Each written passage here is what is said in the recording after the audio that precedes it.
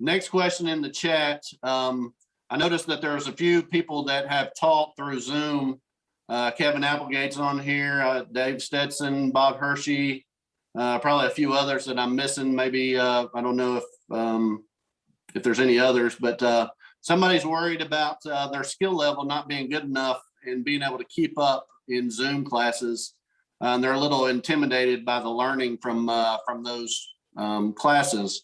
So I wonder if anybody could chime in as far as their teaching process in those Zoom classes and how they're able to make sure that the students are able to teach up and kind of what they can gain from those classes. If anybody wants to chime in on that. Blake, I could talk about it a little bit for a second. Yeah, Kevin.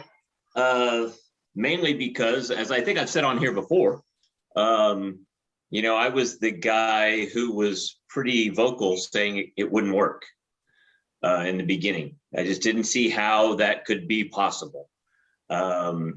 And after teaching numerous Zoom classes and doing a lot of one-on-ones, I found out that I was exactly wrong and it's the exact opposite. And I think for a couple reasons. One reason is you have to make every single cut yourself. There's no rescue, there's no safety net of the instructor fixing it. So that's one thing I found. But the thing that was really the most interesting to me is that in doing the one-on-ones I did, I don't know, 4 or 5 people that have been carving about 6 months, and no pattern, no cutout, no anything. We just carved a bust from a block, and I was shocked at how good the results were. You know, I think that not only do I think it will work, I think it actually makes a 6-month carver appear more to be a 2 or 3 year carver if they put in some work and actually do some practice and go through it. And we did sort of step by step, about an hour at a time.